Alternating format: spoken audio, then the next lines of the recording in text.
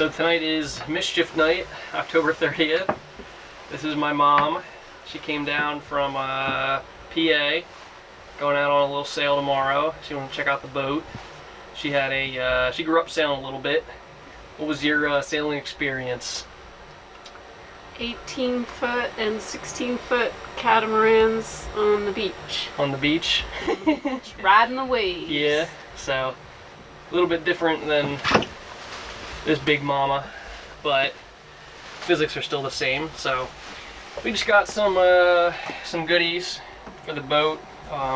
Picked up a couple things, and we're just gonna spend the weekend on it. Gonna learn to anchor tomorrow, which is very important for our sail up to Annapolis, probably sometime next week. Kind of cutting it close. But we picked up some stuff. Got a dehumidifier online just to keep the boat a little bit dry while I'm not here, and also while I am here. Picked up a couple of LED lights. So we got some 2 watt and 3 watt. I believe they're 3000 Kelvin temperature. So I'm going to give them a shot. Got a little 12 volt DC expander, kind of cigarette expander somewhere in here. Yeah, here it is. Pretty sweet. So it's got 2 phone chargers and a USB-C PD power delivery. Only 18 watts. Couldn't find one that had more than 18 watts, unfortunately. But I'm just going to pop that down in there, just so we have some expandability, so we can, let's say, run the fans, and then also, I don't know, hook something else in here if we want to. Pretty cool. It's like 15 bucks online. Just organizing a little bit. You can see it's still an absolute mess. Really got to start putting stuff away and cleaning out some of the old stuff. Sid did a pretty good job cleaning off the ceilings everywhere. Looking pretty spick and span. Got the air filter running back here. Still gotta get my sheets set up, but that's kind of what we're looking at. Should have a pretty good weekend sailing. Hopefully my mom's not too rusty. Oh, I'm rusty. You're rusty? That's okay. It's like riding a bike. So hopefully she gets picks it up quick, but she should. It shouldn't be a problem. So I'm gonna get to updating some of these LED lights. You can see they're different color temperatures. We got probably, I don't know, 3300 if I had to guess. Excuse me. This one's probably 3000. These ones are probably closer to like 5000, so a little bit more bluish, which I'm not a big fan of the bluish lights. And then a lot of these are actually incandescent. So that one over there is incandescent. I think this one's LED, but I think it's an okay color temperature. These ones are LED, of course, but they're that bluish light. Another bluish one down there. That one doesn't work, and there's a couple more throughout the boat.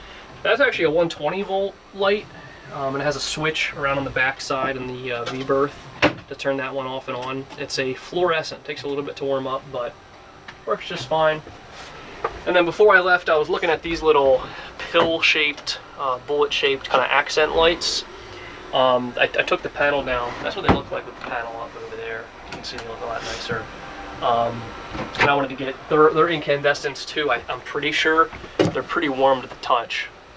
Yeah, they have to be incandescents. They're pretty warm. So I'm planning to open them up, see what size kind of little pill style LEDs, or excuse me, lights these are, and then switch them out for some pill style LEDs rather than incandescents, because now we do have the refrigerator on, but you can see that the DC ammeter there is at about 15, which if I turn the refrigerator off real quick, you can see even with just cabin lights, we are running at 10 amps, which is absurd in today's day and age with LEDs. So This kitchen needs more light. Speaking of light. Mom says kitchen needs more light, guys. We need more light. No, I agree. You won't be able to see. It's like right here, right where the fridge is. It's like a dead zone. Yeah, right there. Because there's a light under there. What's this? That's like an old, I think it's like a kerosene lantern. Now if I switch this one out up here, we might get a little bit more light in this area. These guys? Those I might be able to get lighter LEDs. They're designed to kind of be like accent lights, so I'll see what lumens I can get. But I did get some those 3 watts are about 300 lumens, which the original incandescents are about 150 lumens. So they're nearly twice as bright, which should be pretty darn bright. So I was thinking of doing the 3 overhead, and then maybe some kind of just random lights that we deem, like that one maybe is the 3 watter. And then we do have one light out there under the cockpit kind of helm area, and that one I'll probably switch out for a 3 watt too. And then there are a couple of these like overhead ones here that have a switch if the camera wants to focus, which doesn't seem to want to focus. There we go. There's one of these in the bathroom, one here. There's also one in the engine kind of compartment area. These are all incandescents too, but they're the same 130 lumens, 13 watts. Crazy for lights. So I'm gonna get all them switched out, but that's what we're looking at tonight. Tomorrow, like I said, gonna learn how to anchor. Got to get the anchor actually hooked up first. It's not hooked up to anything, so gonna be working on that tomorrow. Get this dehumidifier hooked up, and then I also want to flush the freshwater system and get it drinkable, because it's been sitting for about 8 months and it smells absolutely horrific when I turn the taps on. It smells like rotten cottage cheese. So don't turn the sink on. Okey-dokey. Alright, so I went ahead and put in the 2 watt and 3 watt LEDs in a couple of the different lighting housing locations here. So over in the kitchen area, which was Mom's dark area that she didn't really like that well, I was able to put in up there is that one's a 2 watt, that one over there is actually a 3 watt, and then up underneath here was some really kind of unique LED, but luckily the previous owner had one laying around that I was able to change out the incandescent to an LED. So we've now got pretty good lighting, I think, in the kitchen area. You can see it's a lot better than it was before. Pretty light. I'm thinking about putting some accent lights under this area here. Maybe like a little LED strip that kind of runs down there. I think it'd be kind of cool. Still thinking about it. Maybe something down there as well. You know, same kind of deal, little LED strip, but we shall see. It turns out that the 3 lights up here are actually those bullet style LEDs. So they're not the T5 or T10, which are pretty similar to the other LEDs throughout this boat. So I'm gonna have to try to find some bullet style LEDs specific for these. Only these 3, which I don't know, I think is kind of weird. The rest I upgraded to either 2 watt or 3 watt. I think that one over there is a 3 watt. That's a 2. One over there is a 2.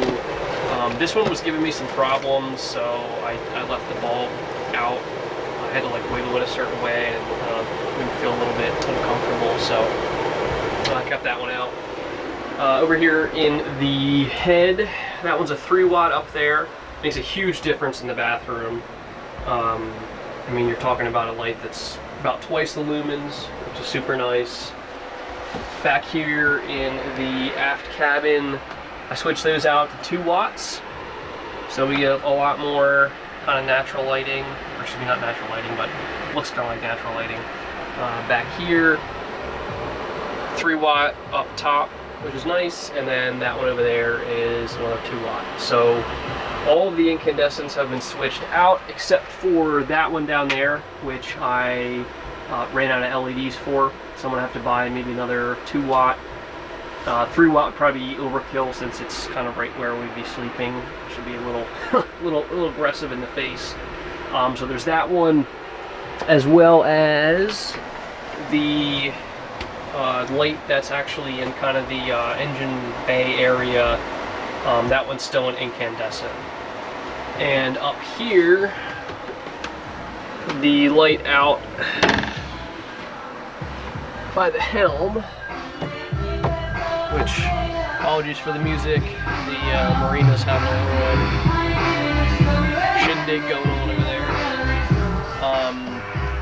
that light down there, I switched out. That was an incandescent. That one's now a 3-watt. So a lot more lighting in the helm area, which is really nice. Still could use a little bit more lighting. Thinking about maybe installing 1 or 2 additional lights back there, since it's a little bit dark, even with that one really bright 3-watt. And what I did find out, a recent discovery, is that this hatch here is leaking like crazy. It rained for probably about 24 hours here in Maryland. It was like tropical storm or Hurricane Zeta or whatever it was that came through Louisiana, and then eventually came up the East Coast. And that was, I want to say, Thursday this week, and tonight's Friday night.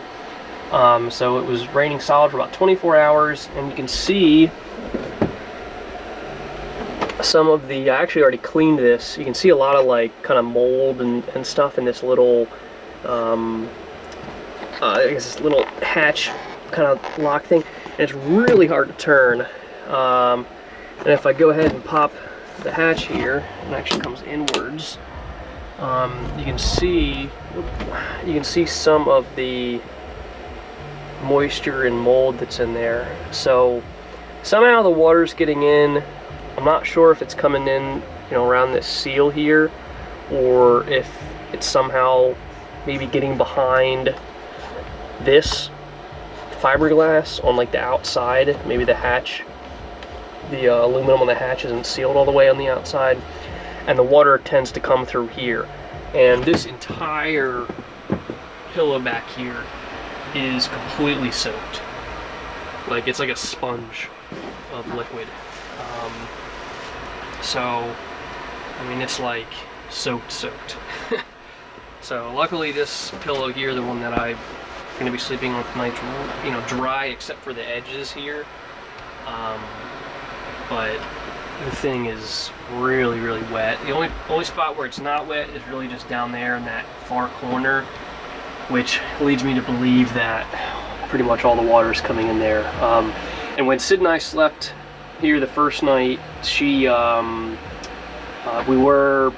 it did rain a little bit while we were sleeping, and she woke up because there was water kind of dripping on her face, and we didn't know if it was condensation or if it was from the light rain, but I'm pretty sure it's the rain, because that's edge of that hatch there was super wet and moldy. So I think that's where the water's coming in. So I'm probably going to spray this whole area down tomorrow with a hatch, kind of see and try to get a feel for where the water is coming in, if it's coming in this area, or if it's coming in from somewhere else. You can see how hard that is to get locked there. It's all like all kinds of nasty gunk and stuff. You can see it up on the top there. And this is a normal one here, and just goes straight down. So something weird's going on. Probably gonna, I honestly don't even know what to do with the pillow, because I checked the humidity outside. It's 96% humidity outside tonight, so I don't really think it makes sense to leave it outside. I do have the dehumidifier running in here, out in the main saloon, so I think it makes the most sense to kind of just leave it here. I might prop it up so it gets some better airflow. And I have the filter running, and we have the HVAC running as well, just to circulate the air. So here's the dehumidifier all set up here, and we're looking at right now it's 60% humidity here. So that's not relative. I think that's actual humidity, very relative. So I might prop the pillow up in front of it for the dry outlet here, see if that'll work. Whew! We had a cold night last night. Went down to about 42. Luckily we had the HVAC on in here, so we kept it at around 74, which was nice, but still got a little bit chilly in the aft cabin.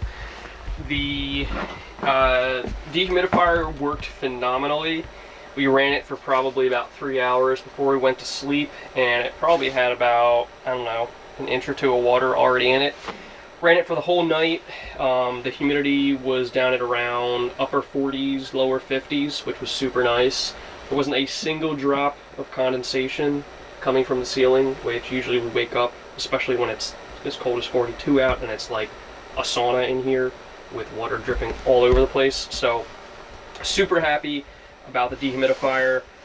One thing I do want to do is add in this one doesn't have a pump built in, but I want to add a pump into the water tray.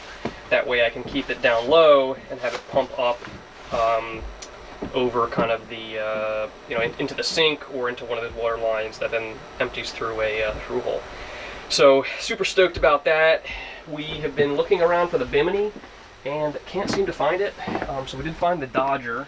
So I'm not sure honestly if it even came with a Bimini. Dodger's in pretty rough shape, needs a lot of work. So might fiddle around with that. But we did get the anchor set up. So let me go ahead and take you out there. And it looks like my mom's trying to come back down. But there we go. So we did get the new anchor set up. You can actually see there's the old claw anchor over there. It's behind the part of that, I guess, piling for the dock. So we removed that one and mainly removed it because the other anchor, the new one was hitting the old claw anchor, so I couldn't fit both, unfortunately. And then now we have the new, or not new, but old Danforth 22S fluke style anchor. So then we just have about 20 feet of chain that came with the boat. Chain I think is undersized, so I think I do need to get some larger chain. And then if I open up the locker down here, we've got that anchor rode. I went ahead and unfortunately I couldn't do the whatever the anchor style hitches because you have to feed it twice through the shackle, and the shackle's not big enough, so I just did like a blunt line hitch and duct taped the end piece to the working. Oh, I guess I duct taped the working piece to the line as it feeds through, just so it doesn't, come loose and wiggle around. So it'll keep it kind of secure. And then other end, shackled to the chain. Chain runs there. Have it wrapped around the cleat for the time being, onto another shackle, and then up on the anchor. So we tried feeding it out here. It feeds out pretty smoothly, and bringing it back up's not too difficult. You just have to kind of stand up here and pull it once it gets to that arm of the anchor, because it won't get over the roller on its own. So you have to kind of pull it vertical rather than pulling it horizontally. So yeah, that'll go cleaner with the chain now too, because you don't have the big bump in your well, unless you go all the way out to the rope. Yeah. But it's looking good. Looks pretty looks secure up there. The claw did have you can see there's pinholes on the stainless steel up there. So the claw did have a pin. I actually have it here in my pocket. I'll take it out. So there's that pin. I don't see where the pin would work for the Danforth anchor, so I just have it out for the time being. I don't really think it'll work. I don't think it'll fit. And you can see the amount of wear there that claw anchor did over the years on the plastic roller. Cut straight through it. It was all the way down to the metal. So I guess it's probably actually good that we're putting on the other one, since the anchor's so big. It really needs that larger one out there. So next on the to-do list for today is to take the boat out for a sail, and going to attempt to anchor, which is going to be fun. I have a little place plotted on my map. Looks a little bit like this area, except it's more circular, and there's a lot more room, and it doesn't get shallow fast. It's kind of just a straight 10 to 12 foot area that's pretty large, and there isn't a marina nearby, so there's not going to be any traffic. So it's about 1.5 nautical miles from here, so probably take the boat out for a bit, give that a whirl. We should actually be able to sail there. I'm feeling the wind right now, so we'll probably I'll probably put out the jib and then kind of motor sail over, and then once we get there, do some anchoring. And I'm not sure if I'm going to be filming the anchoring, since it's going to be a lot of coordination since the first time we've done it. So I probably will just be filming the aftermath, and then after that we'd like to get the fresh water system cleaned out and get some water put in there, since it smells pretty horrible. We've been drinking from the jugs. So that's pretty much it. What about you? Just want a coffee cup and a bowl. Coffee cup and a bowl. Yeah, we forgot to bring utensils, so my mom drank her coffee out of a microwavable takeout container this morning, so that was fun. It worked. Cruising.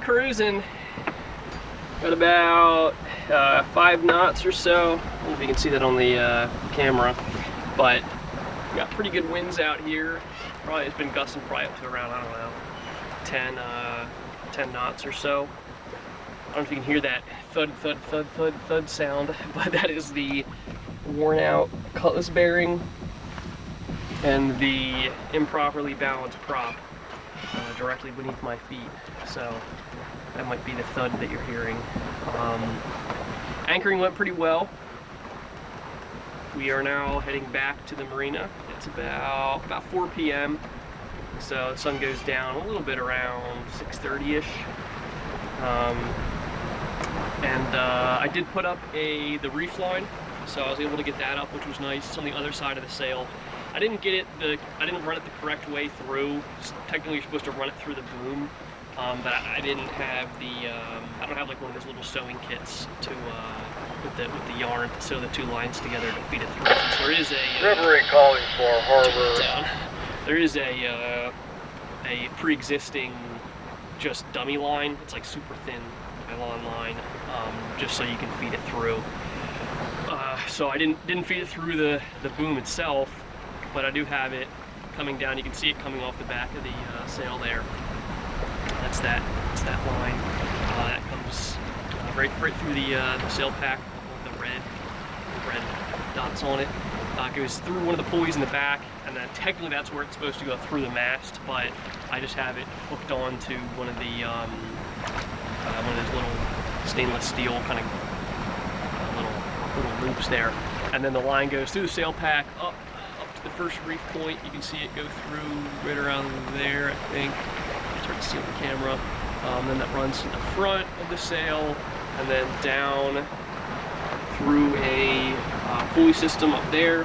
Technically it's supposed to run underneath the cowls where all the other lines come through, but I just have it up on top because, like I said, the dummy line's there, so I need to clear the dummy line out and feed through the new one, but I need that sewing kit to do that. So at least we had the first reef point. There is a second reef point. You see it all the way up there. You can see one of the stainless steel eye holes there, and then the one on the back of the sail. That one was a little tough since I actually lowered the sail while we were sailing to get it to feed through, so I could work on it while my trusty mom accomplice helped keep us going in the right direction. So that's good. And if for whatever reason, I don't think we're going to need the second reef point when we sail to Annapolis, but if for whatever reason we do need the second reef point, we'll just do it manually. But we have a lot of flexibility, so we're going to pick some days where it's not going to be too windy. But we do have that one reef point, which gives us a little bit of extra peace of mind, especially since it runs to the cockpit, so we don't have to scramble around and try to lash things down manually. So, looking pretty good. We learned today anchoring, that you want to put the boat in reverse so that you can set the anchor properly, and then to get the anchor out of the mud or sand after, we had to put the boat in reverse because we couldn't pull it out. It's pretty stuck in there, so we learned that as well to kind of break it free. So it was a little learning process, but worked out pretty well. I have one of those apps on my phone for monitoring when the boat moves within a certain distance of that anchor location, so I had that enabled too. And everything went pretty well. The anchor held pretty well. I had it in probably running at 2,000 RPMs in reverse, and we were holding steady. So I think if it can hold under that, then it should be able to hold under the max 15 knot winds that we'll experience on the sail up to Annapolis. And hopefully we'll get some experience anchoring.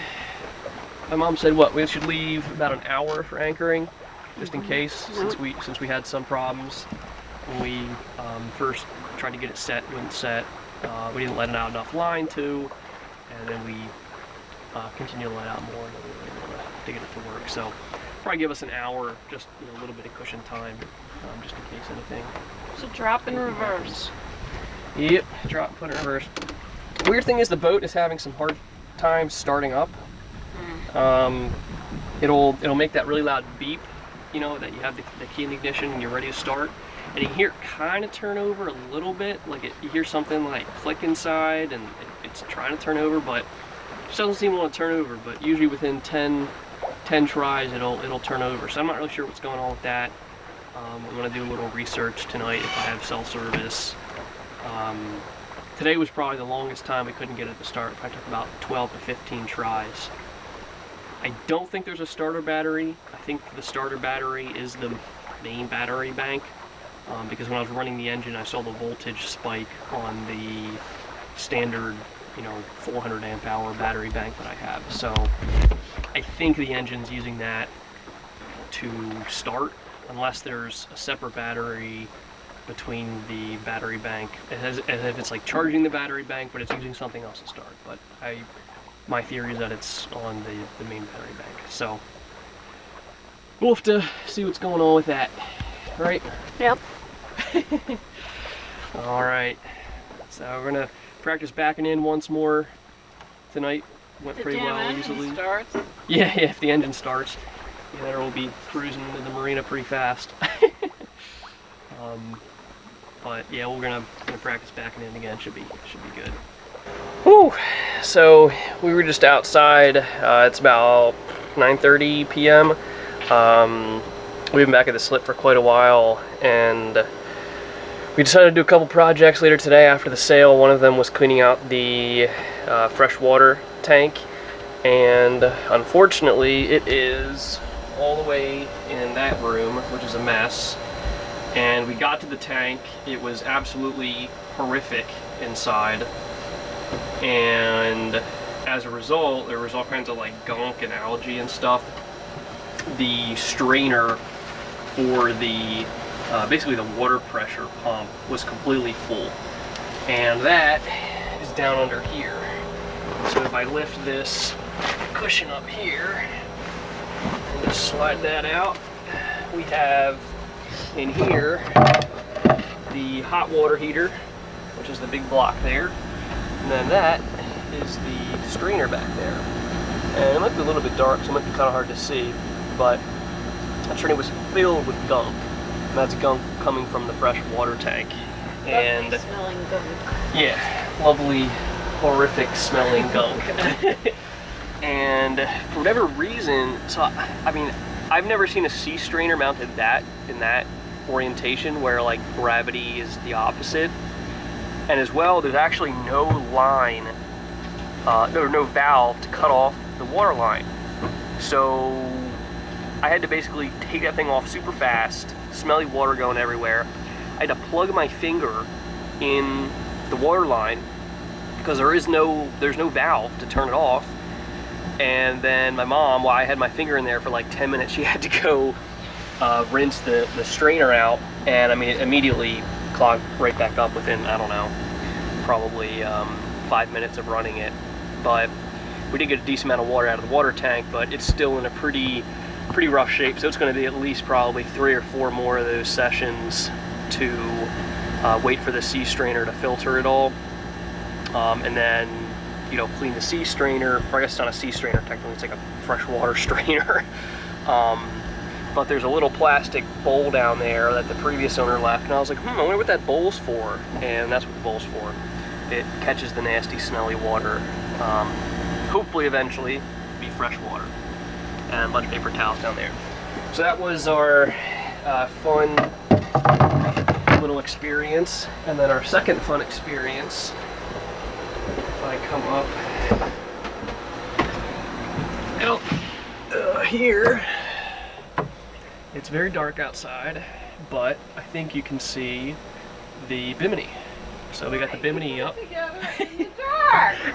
Yeah, so we put it together in the 3 dark. 3 times. So we had it this way the first time. We thought we had it backwards, so we turned it around, and then we turned it around, and then we were like, okay, this is definitely backwards. So then we turned it back. So we finally got it back, but there's no instructions or anything, of course, and like we had to figure out, okay, which straps went to what part, all that. I'll get a better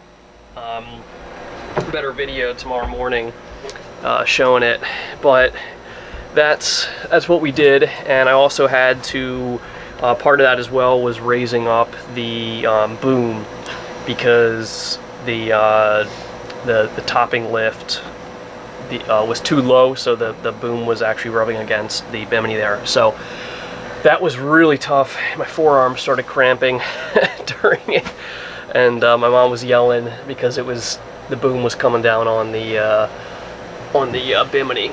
So that was our excitement. It was long ordeal. we've been doing that stuff since I think we got back around 5 p.m. and now it's about 10, so it's about 5 hours of labor. I can feel my lower back muscles. Yeah, after an already tough day. So now we're just kicking back. We got the dehumidifier running, which is nice, and we just turned on the heat finally for the first time in a while. So we were out and about. And it's going to rain tomorrow quite a bit, so we found that on the boat. I think it goes the other way because the visor. No, the rain longer. Has to come off the back. Oh yeah, I think you're right. Back of the. So it doesn't go. Looks like Star Wars. So it doesn't go in here. Oh, okay. Yeah, I guess that's right. Yeah, it's the back. Oh. You learn something new every day.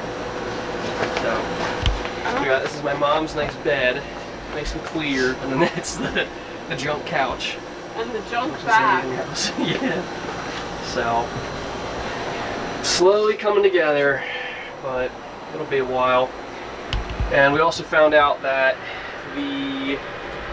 that rear hatch right there in the aft cabin apparently just dumps buckets of water, because that rear cushion was, drenched. Like, it was like a sponge. So I think it's either coming from that hatch, or potentially, if I lean over and hit this light switch here, get some light, either that hatch, or potentially there is some bolts for, I think, that helm, and maybe the water's coming through that. But whatever it is, this pillow was completely dry, and that pillow was completely like sopping wet. So it's got to be something kind of, within that vicinity over. And when Sid and I were here sleeping the first night, she did wake up and had a couple little drips on her face coming from that hatch. So that's what we're thinking.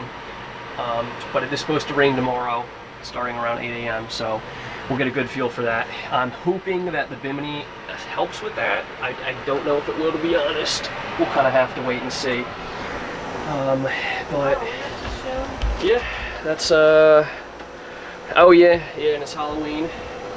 So my mom brought her little Halloween decoration. Haley made this. Yeah, my little sister made it. It's not a real candle, it's like one of the battery powered ones. I know candles on boats can be a touchy subject. But there we go. Happy Halloween, everyone.